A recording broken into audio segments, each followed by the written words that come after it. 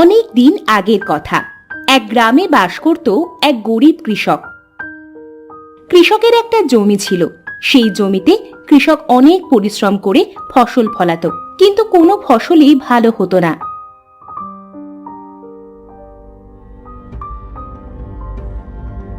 একদিন কৃষকের বউ রাগ করে বলল, আমি সেই সময় বলেছিলাম যে ওই ক্ষেতে আর চাষ করো না, কিন্তু কে শোনে কার কথা?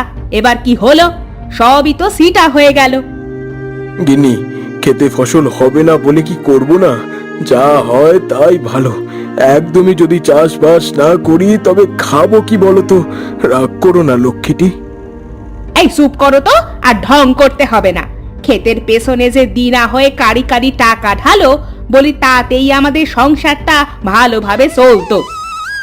আর একবার বিশ্বাস করো গিন্নি, আর একবার চাষ করব। এবার যদি ফসল ভালো না হয় তবে আর কোনো দিনও চাষবাস করব না, এই বলে দিলাম। বেশ, তাই যেন মনে থাকে।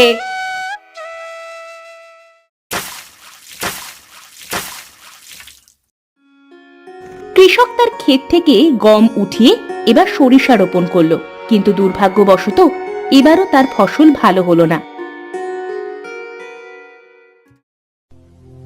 একদিন কৃষক মনের দুঃখে বাড়িতে এসে তার বউকে বলল, কি গো, তোমার আবার কি হলো? মাঠ থেকে এসে এভাবে বসে পড়লে কেন? গিন্নি, তোমার কথাই ঠিক হলো গো। আমার ফসল এবারও যে ভালো হয়নি। জানতাম, আমি জানতাম হবে না, কিন্তু তুমি তো শুনলে না। এবার বোঝো ঠেলা। তাদের কথার মাঝেই তাদের মেয়ে মিনা হাতে সুন্দর একটা কৌটা এনে তার মাকে বলল, মা মা, দেখো না, আমি কত সুন্দর একটা কৌটা পেয়েছি। কৌটাটা খুব সুন্দর মা। বাহ, সত্যি তো খুব সুন্দর কৌটা। তা এটা কিসের কৌটা রে মা? জানি না মা, খুলে দেখো। ও, এই কৌটায় তো দেখছি নুন আছে। যাক, ভালোই হয়েছে, আজ বাড়িতে নুন নেই, রান্নার কাজটা হবে। পরের দিন কৃষক মাঠে গেলে কিছু সময় পরে মোহিনী তার জন্য মাঠে ভাত নিয়ে যায়। মোহিনীকে দেখে কৃষক বলল, গিন্নি, তুমি ভাতগুলো নিয়ে ওইখানে বসো, আমি এইটুকু শেষ করে আসছি। কৃষক তার হাতের কাজ শেষ করে এসে ভাত খেতে বসলো।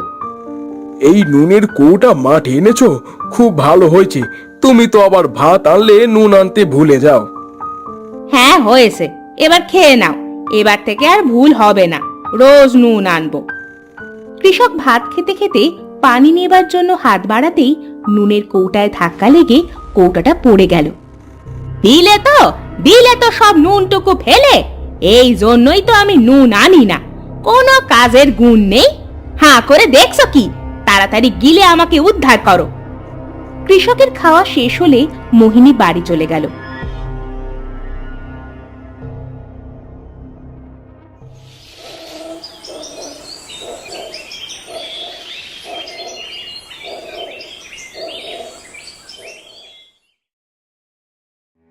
পরের দিন কৃষক যখন মাঠে এলো, দেখলো তার ক্ষেতটা সরিষার বদলে নুনের ক্ষেত হয়ে গেছে। হায় হায় হায় হায়, আমার সরিষা কোথায় গেল?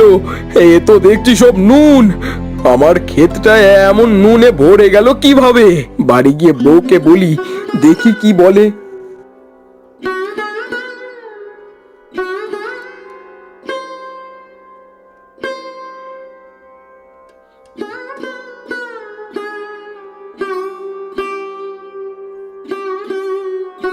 কৃষক মাঠ থেকে বাড়ি গিয়ে তার বউকে সব খুলে বলল। সব শুনে তার বউ বলল, কি বলছোটা কি? চলো তো মাঠে গিয়ে দেখি।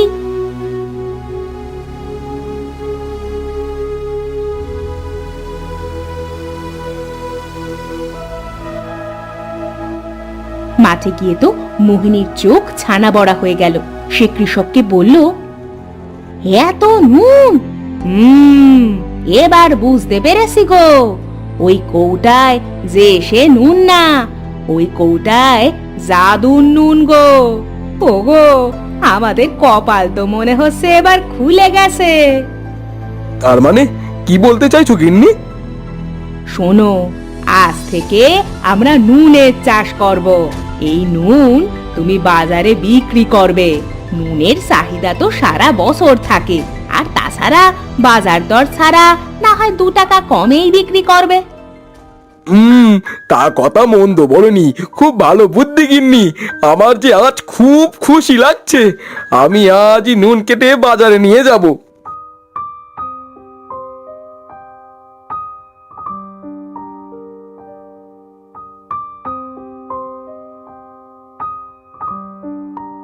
সেদিন কৃষক তার ক্ষেত থেকে নুন নিয়ে বাজারে বিক্রি করতে গেল। খেতে নুন কমে গেলেই সেই জাদুকরি কৌটা থেকে কিছু নুন জমিতে ছিটিয়ে দিলেই তার খেতে নুনে ভরে যেত। এভাবে সে খেতে নুনের চাষ করতে লাগলো।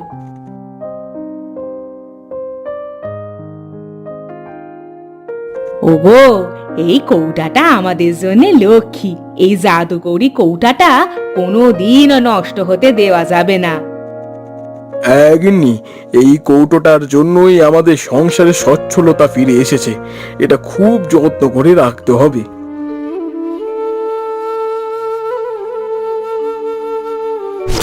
একদিন কৃষক তার খেতে নুন তুলছিল।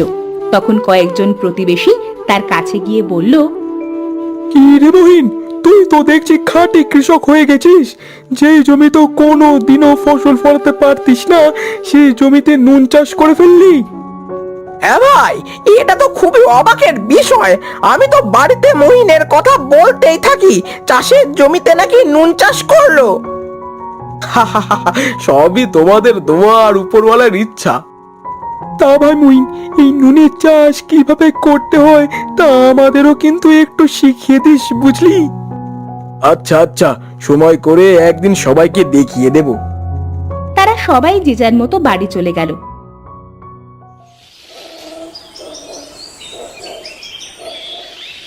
এদিকে একটা মেয়ে তার সেই জাদুকরি নুনের কৌটা খুঁজতে খুঁজতে এসে পড়ল কৃষকের নুনের খেতে। এই সাধারণ জমিতে নুনের চাষ, চারিপাশে তো ফসলের ক্ষেত, শুধু এই জমিটাই দেখছি নুন চাষ করা। এমন সময় সেই ক্ষেতের পাশ দিয়ে যাচ্ছিল রজন। নুন কন্যা রজনকে দেখে বলল, এই যে দাদা, শুনছেন এই ক্ষেতটা কার বলতে পারেন? না মানে ওনার কাছ থেকে আমি কিছু নুন নিতাম। তা এই ফসলের মাঠে এমন নুনের চাষ করছে কিভাবে দাদা? আচ্ছা দাদা, আপনাকে ধন্যবাদ এত কিছু বলার জন্য। আমি এবার আসি।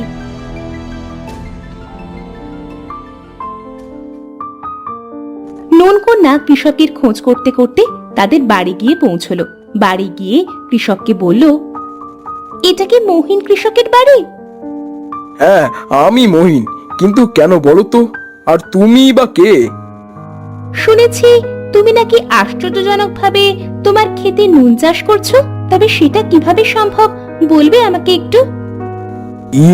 মানে? থাক, তোমাকে আর বলতে হবে না, আমি বলছি। তোমরা একটা নুনের কৌটা পেয়েছো, আর সেখান থেকে তোমরা এই নুন চাষ করছো। হ্যাঁ, তবে তুমি এত কিছু কিভাবে জানলে? আমি নুন কন্যা, আমি জানবো না তো আর কে জানবে? আর নুনের কৌটাটা আমি হারিয়ে ফেলেছি, তাই তো তোমাদের দুনিয়ায় এখন আমাকে ঘুরে বেড়াতে হচ্ছে। মানে? আমার বাড়ি নুনের রাজ্যে। আমি তোমাদের এই পৃথিবীতে ঘুরতে এসেছিলাম।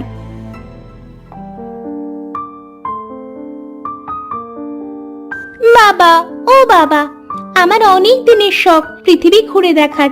আমি যাই না সেখানে। না মা, সেখানে গিয়ে যে তুই থাকতে পারবি না। আর একবার যদি সেখানে গিয়ে আটকে যাস, তাহলে 1 মাসের ভেতরে যে তুই গলতে শুরু করবি। কি বলছো বাবা? আমি কি 1 মাস থাকবো নাকি? আমি তো 2 দিন থেকেই চলে আসব।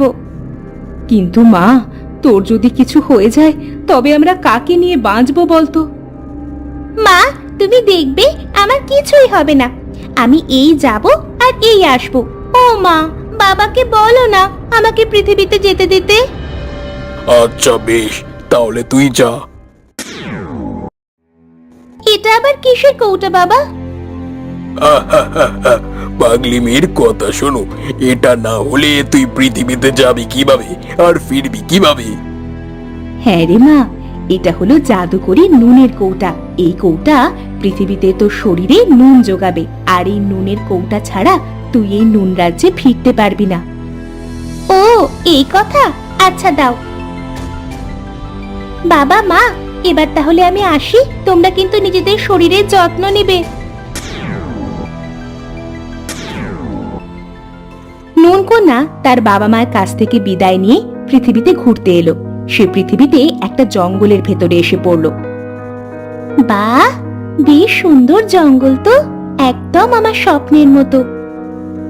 নুনকন্যা গভীর মনে জঙ্গল দেখতে দেখতে কখন যে তার নুনের কৌটা হারিয়ে ফেললো সেটা বুঝতে পারলো না। হ্যাঁ, এই কৌটাটা তো আমি জঙ্গলেই পেয়েছিলাম। আহারে, এই জন্যই হয়তোবা তোমার শরীরের এই অবস্থা, কেমন ক্ষয়ে ক্ষয়ে গেছে। হ্যাঁ, আমার কৌটা ছাড়া আমার শরীরে নুন পৌঁছবে কিভাবে? এই জন্যই তো আমার শরীরটা ফ্যাকাশে হয়ে গেছে। এমনি মেয়েটা খুব বিপদে পড়েছে, তাড়াতাড়ি গিয়ে কি নুনের কৌটোটা এনে দাও।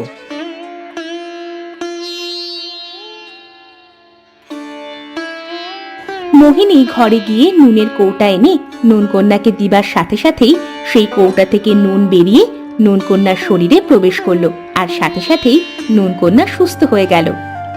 তোমাদের অনেক ধন্যবাদ। এই কৌটাটা যদি আমি না পেতাম, তবে আর কিছুদিন গেলেই আমার শরীরটা গলে আমি নিঃশেষ হয়ে যেতাম। এবার তুমি তোমার রাজ্যে ফিরতে পারো। এই নুনটুকু তোমার কাছে রেখে দাও।